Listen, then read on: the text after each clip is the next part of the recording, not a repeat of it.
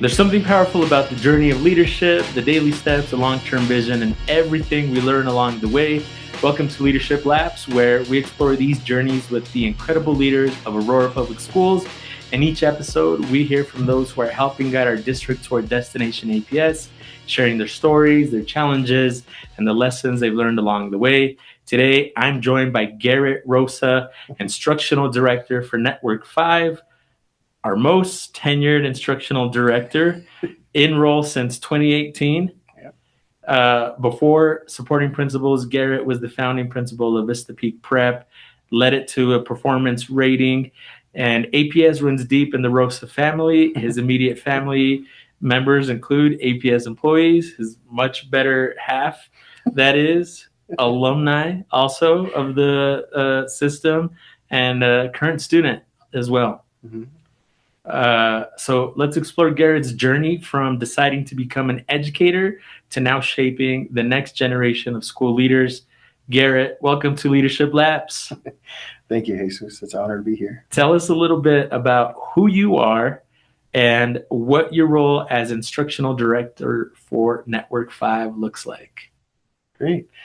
Yeah, no, thanks for having me. Yeah, I'm Garrett James Antonio Rosa. I am proud Colorado native, and I've been in Colorado for my whole life. That's not always very common, but I absolutely love Colorado and just kind of grew up very blue collar. My dad was a painter, owned his own paint company, that the Italian Rocco Rosa painting that he inherited from his father.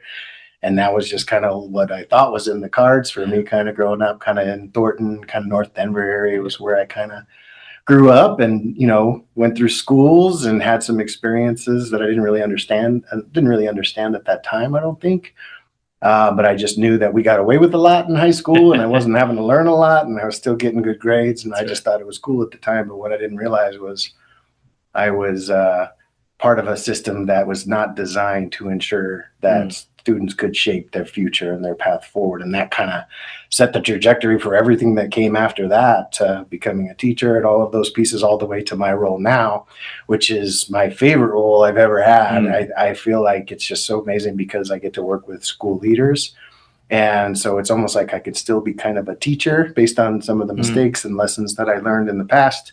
And then also get to work on district initiatives to really ensure that we're taking a good path and mobilizing appropriately. So I get to coach leaders every day and work with the amazing people of our public schools. Cool. Tell us a little bit, what does like the day-to-day or like the most awesome day for an instructional director, what does it entail? What does it look like? How do you start your day? How do you end your day? Yeah. Well, it starts with dropping my youngest daughter off at Vista Peak Prep. There we go. So we go Bison, and then I sneak over. And a really good day is always when I have one-on-ones with school leaders. And so they're usually about 2.5 hours every couple of weeks. And so we're able to sit down, connect, and then quickly get into what are we going to do to shape experiences for students so they can thrive in our systems, and just hearing what they want to do and then coming alongside them to go into classrooms and just still having access to kids, but then just kind of supporting them. And then I get 30 seconds to eat and then go to another school because we're all over. We're big, so I'm like a little taxiing all over, but love to hang out with different leaders. They all have different energies and styles, and so that's the best day, is when I'm just in schools with leaders, rolling up our sleeves and doing right by kids. Amazing. Would you, just because of where you're coming from today, literally just also some of the random things that pop up on your calendar that you get to do, tell us where you're coming from. Like physically, where you just came from. Just today. Yeah. The call you. The response. As you know, our national context, there's a lot of really charged feelings and things going on across the nation and in our city. And so students were exercising their right to peaceful protest over at Mosley. We had about 20-something 8th graders that really wanted their voices to be heard based on their perspectives. And so our team wrapped safety around, and this wasn't me, but a lot of our operational directors and other people wrapped their arms around to make sure kids were safe and could exercise that right.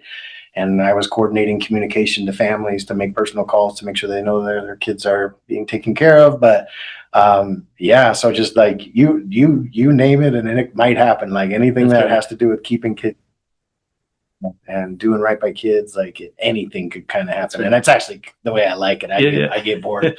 So it's actually a dynamic, and I really like doing that kind of stuff. I've had the opportunity to hear you tell your great story about how you decided to become an educator. There's a little Home Depot element to it. In case you're wondering where I'm asking you to go with that, but it's a really inspiring experience that would love if you could share that story with our listeners. Yeah. So it kind of ties to the painting story. Like, oh, I'm going to take over the Garrett Rosa paint business, but I'm afraid of heights. I don't like smells, and I hate being in enclosed spaces. And so that didn't work out. How's your hand? Can you paint? I can paint. Okay. I can paint. My lines, my dad would say my lines ain't right, but I can mask. Okay. I can do lots of stuff.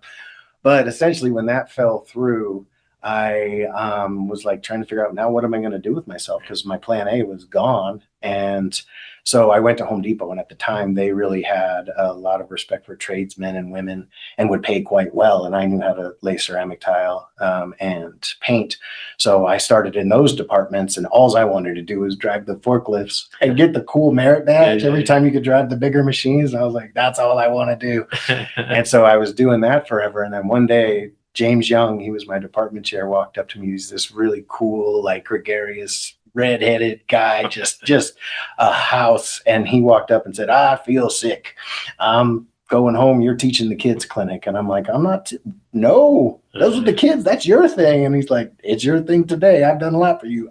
Go do it. Just build a birdhouse, put the aprons on them, high five their parents, and it's easy. Just go. And I was like, So I went up there reluctantly and did a demonstration of how to hold a hammer with all these cool little kids and put them on and just helped them, and just tinker. I'm really good with my hands usually. So I just tinkered around and got them all done. And then this little girl finished, and she walked up and she had her birdhouse done in her house, and she kind of showed it to her mom. She's like, Mama, look at the birdhouse. And her mom's like, good job, baby. And she looked at me and goes, thank you, teacher. And I fell out. Like I had goosebumps everywhere. I didn't even know you could have them. And it was like right in that moment, like that, I want that. Yeah. I want that. Like they did something that they couldn't do before. All I had to do was to give them a few tricks, and then the parents watching, and then that affirmation was just like crazy. So that's what sent me. I tried to go to CSU to go to college, walked in like I was just ready to start. They looked at my ACT score and said, you might be better for a trade. Yeah. Maybe a painter or a community college, because you're clearly not ready for an institution of this magnitude. And that's what brought me back to my real purpose is I was not prepared. I couldn't read great. I had something going on I didn't understand. I understand better now, but then I couldn't do math at all. Math was just not a great subject for me. And it was this vehicle to just lots of frustration. And so I went through remediation at multiple community colleges until I had some skills, actually good teachers. I actually learned rather quickly with high quality instruction. And that led me to go through CSU's instructional program and then get my first gig at Aurora Central High School, where Ernie Guarini offered me a job. And I walked in the doors, and that was the start of my career at Aurora Central High School. Amazing. So you spent some time teaching. Tell us what you taught, and then also, what drew you to make that, journey from teacher to principal. Yeah. So I think a big part of it was on my first day of teaching, I walked in and it was a work day, and I was wearing a tie because I thought that's what teachers wear. I was like, what do my teachers used to wear? So I dressed up.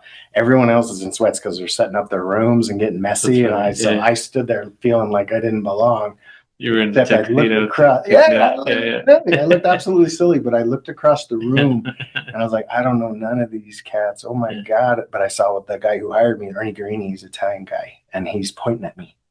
And he's standing next to this beautiful woman that I had no idea who she was, but I was like, oh my God, Ernie's right there. Who's that? And Turns out that ended up being Janice Winsek, and eventually she became my wife. So we were 2 doors down from each other. Amazing. So our relationship kind of grew naturally, and we started to have young children. And so I wanted to be able to provide for them in ways that I couldn't, because I was working at Home Depot and teaching for many years. I worked every Saturday, Sunday, 2 nights a week, and taught just to be able to take care of this amazing person I met.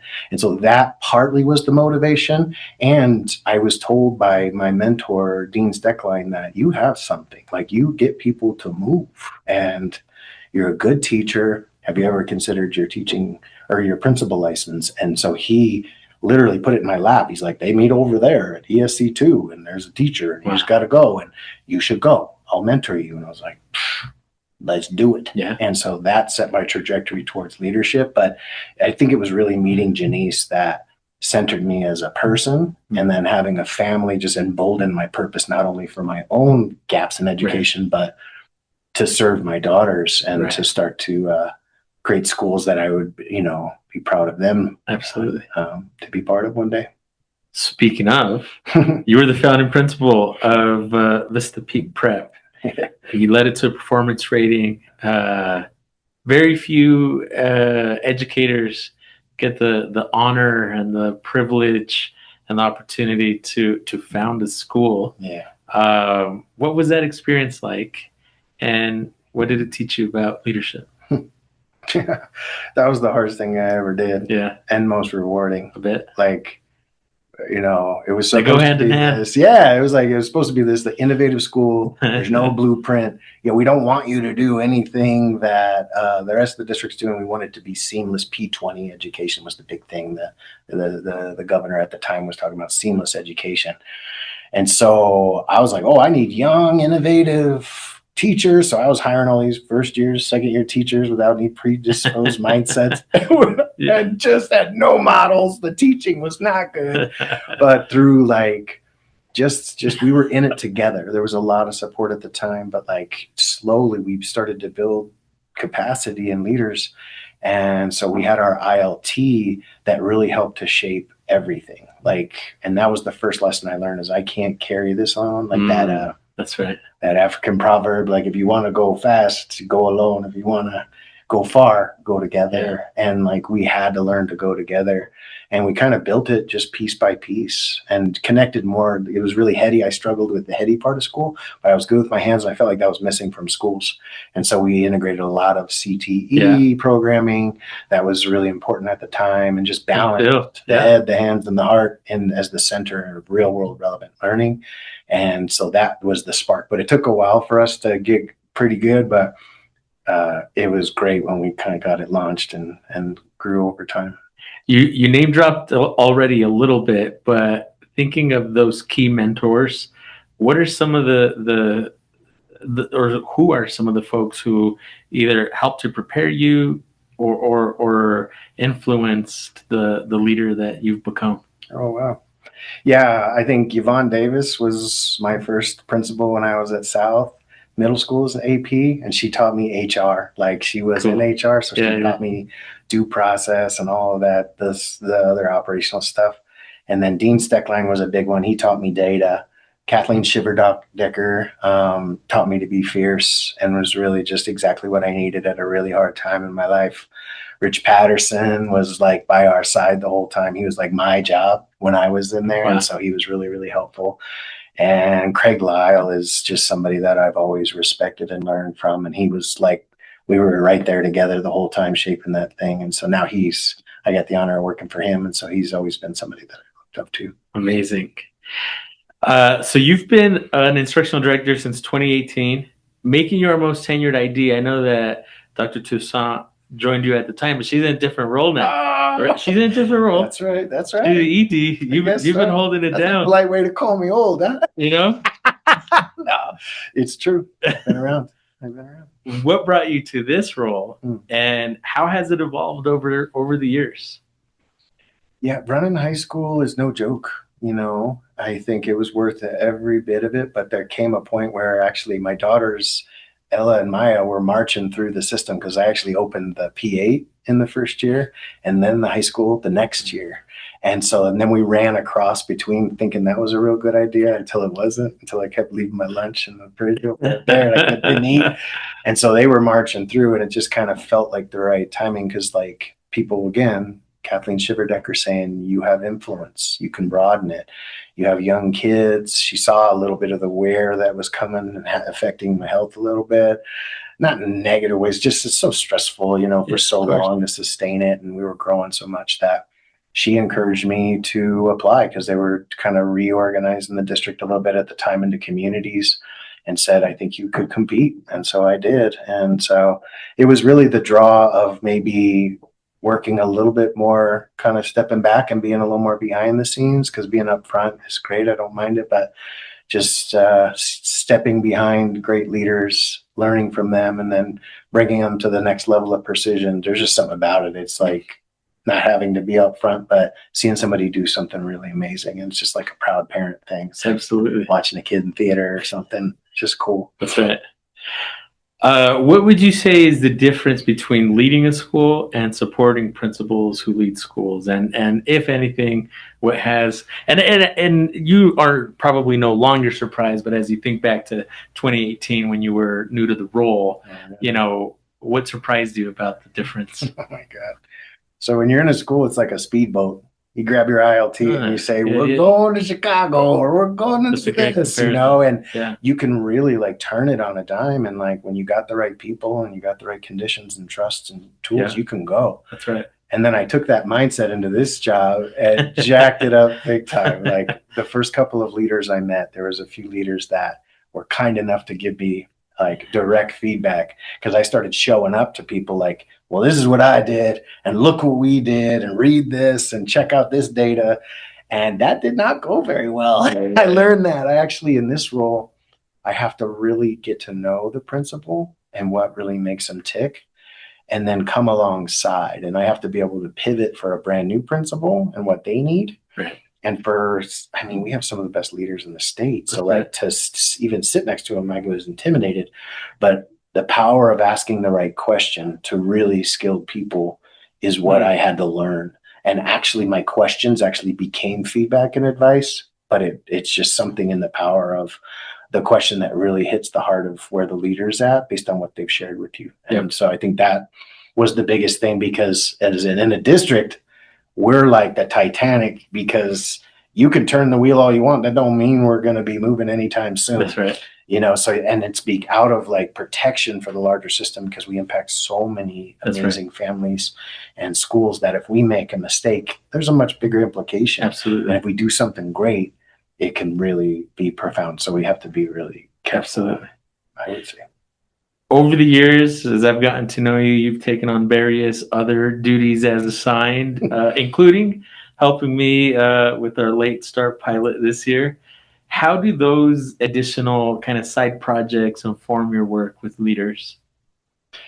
Yeah, my daughter Maya calls them side quests. Like you don't know they're coming and then they come. But I love it. Like this year's late start, we're really examining the power of the PLC, but in our schools, we have variable time. That's right. And so we were examining if we had a fixed amount of time and really strong protocols and tight and flexible parameters for high quality PLCs, might we start to gain some traction with how because you have to have not everybody can work in Aurora. You have to be a specialist in so many things to honor the families and kids in front of us that it just takes a lot of finesse and a lot of work. So to be able to have them together, I got to work across community, so they're not always people that I know. I'm old, like you said, so I know a lot of them. You said, but you kind of did. No,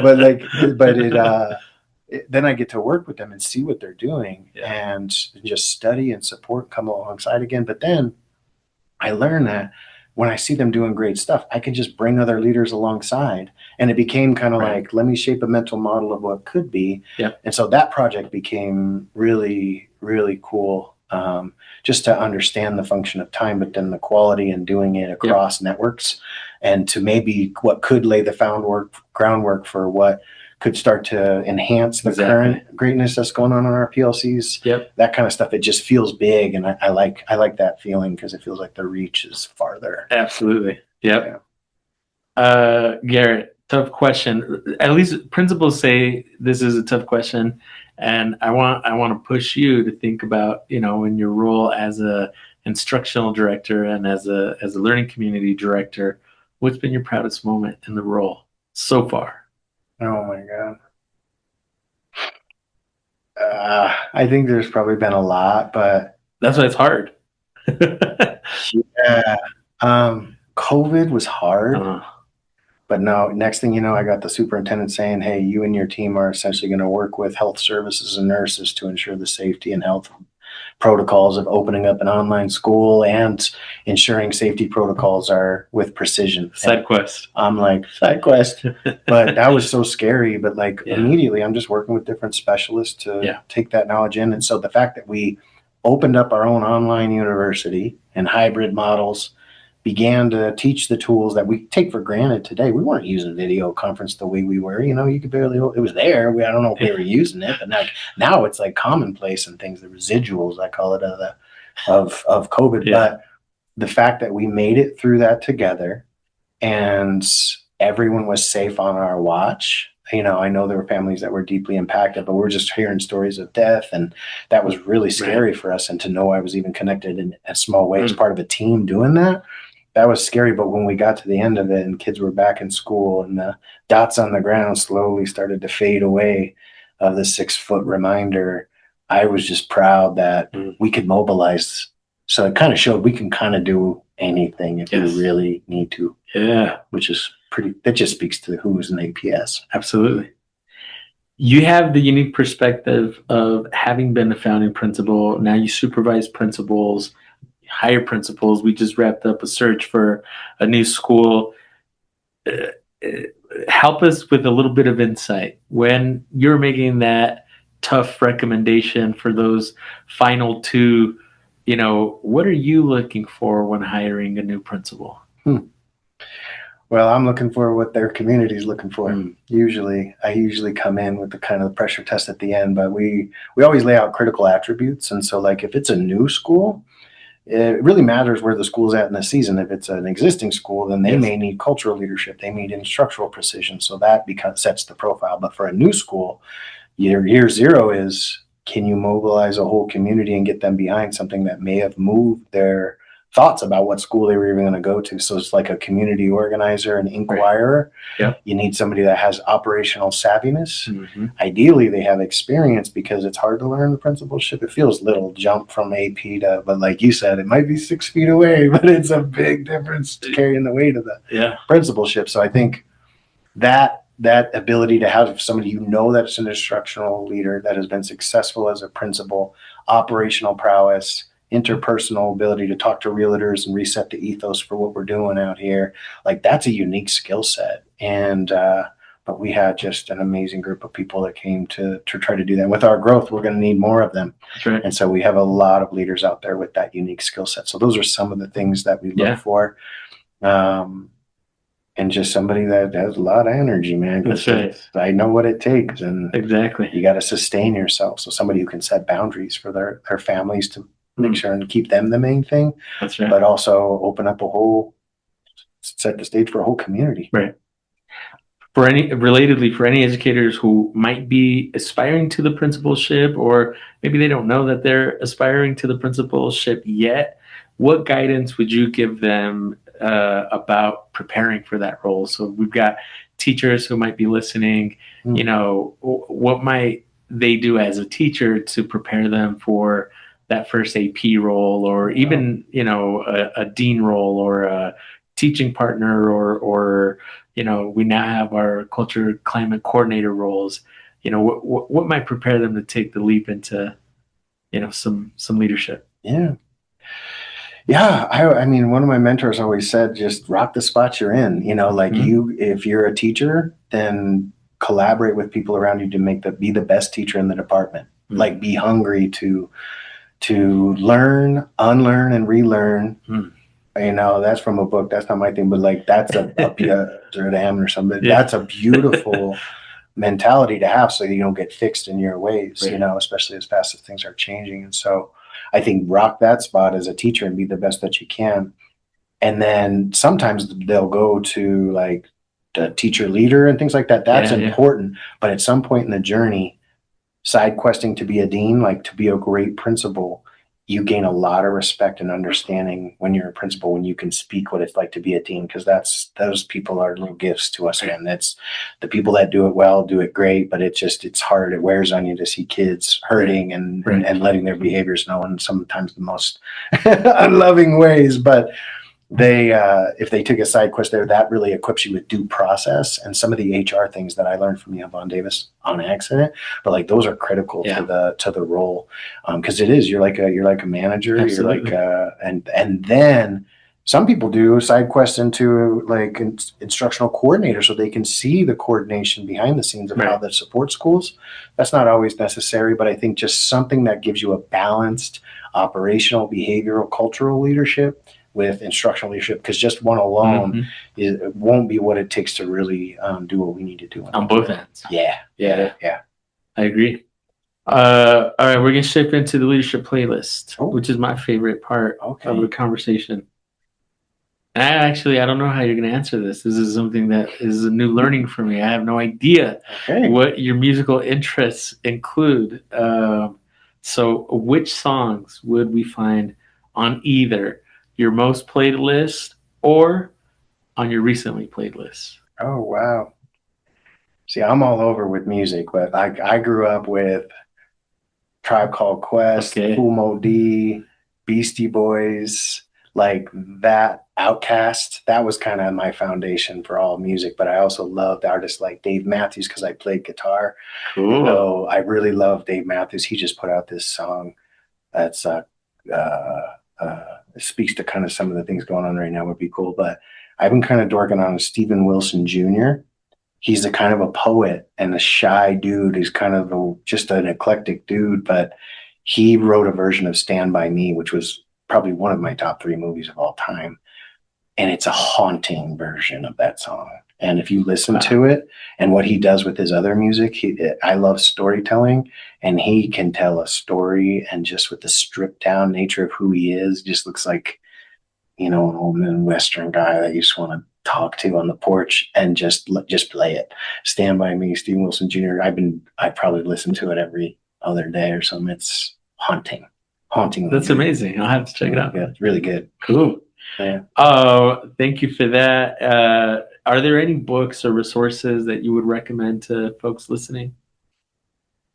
Yeah, the last 2 I think I read were Unearthing Joy, Goldie Muhammad. That's Goldie Muhammad, and that's kind of speaks to our new framework.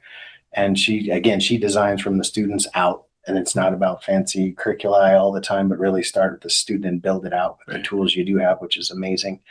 And Unconscious Bias, Karen, it's a green book, Karen Bortel, or I might be getting it wrong, but really starts to, I never heard the term unconscious bias and how conditioned we are by social media, that all of these things is sometimes it's unconscious and residing below. So to bring those things to conscious awareness on how it shows up for me and my journey and how I show up, in schools matters, and how I look matters, and so it kind of gave some tools to decenter some of those biases, or at least grain the critical awareness, so how you might be impacting other people in different ways. So it's definitely worth a read. For this next question, Garrett, would love to just hear your perspective, both as an APS parent, as a longtime APS educator, and also with the context as you being one of our district leaders who get to support several different, distinct, unique, amazing school communities. What does Destination APS mean to you? Yeah, I think it means a lot of things. I think it's a promise of who we're going to become, and that we're slowly becoming right now. I think a destination is a place that everybody wants to go to, but doesn't always necessarily know exactly how to get there, you know? So when we were building Vista Peak, all we wanted was people to come and say, I bought a house because of this school. And in my role now, I want people in Destination APS to say, I moved into Aurora because of this district. The line to this district over here or that district over here is right against y'all, but I crossed it because Aurora is my destination. You have something that not only the education, the interpersonal piece, but like Aurora is my destination district. My children have gone from kindergarten all the way through. And what I see that Aurora has given my children is what I want for all children. Let's go. You know, so it's the place people were destined to be, even if they don't know it yet. That's right. Thank you for that. Last question for you. What's one piece of advice you'd give to a new principal starting this fall? We don't have any that we know of yet, but you know, we're just starting up the hiring season. So what's a piece of advice you would give to a new principal starting this fall, or to a new principal in their first year right now? I think everything I build in my network is on that principle of people support what they help to build. And so as much as when you get the keys, you feel like it's your job to stand up front and again, point towards this is where we're going, to build things together when people see your creative process and see their unique ideas represented in the final destination for that particular part of the school or that part of what they're trying to accomplish for the system. It's going to be much slower than you would probably prefer it. And it almost creates a discomfort in how slow it's going. But because everyone builds it, they know where you're going. They can easier define their part. And then you can aspire towards it with much more sustainability. It's kind of connected that way. So people support what they help to build, and you cannot go about this alone. Right. So having a really good instructional leadership team, building trust with the parents, with the leaders in the school, and that's how you can start to gain the trust of all stakeholders. Yeah. And center student voices. That's on my vision board this year. Is like, cool. We just finished the process, and we always listen to the kids. And I've hired like 13 leaders in this district, and the students are 13 for 13. I'm like, who they pick? They're like, pick them. And I'm like, they make cool. this very fun. Wow. So don't forget to listen to your students. Sometimes they'll tell you a truth you won't hear. Yeah. Or read in a book or on a podcast. Wow. That's amazing. It's interesting, not to get into cliches, but I think that first piece of advice you name makes me think of going slow to go fast. And I think especially for new leaders, you're trying to balance this like sense of urgency and, I want to make this big impact right away. And I think you're right that it's important to listen and understand context and to collaborate, co-create with, stakeholders, from students to staff to families. Because if you do that, the urgency to move will happen a lot faster. And I think sometimes it's when you are quick to act, that actually slows things down a little bit. Yeah. And you don't realize what you give people by going slow and showing them, letting them hold the keys or drive it, That's right. My instructional leadership team from Vista, if you actually zoomed in on who they are, Josh Cooley, he was on there. He's a principal. That's right. Brian Gazer, incredible leader. He's one of our most successful principals. That's right. Lauren Hauser, assistant principal.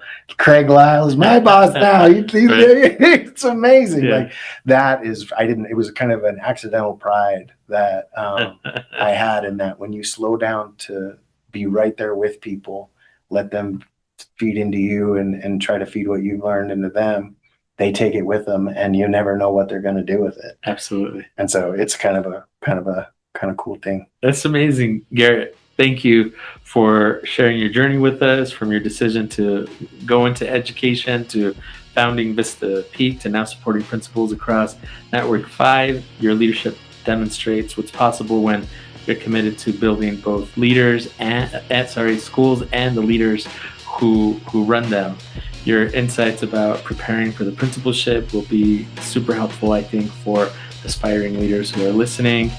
I invite folks to join us next time as we continue exploring the paths of those who are helping guide us toward destination APS. Until then, keep running your race with purpose. Yes, sir. Appreciate you. Thank you.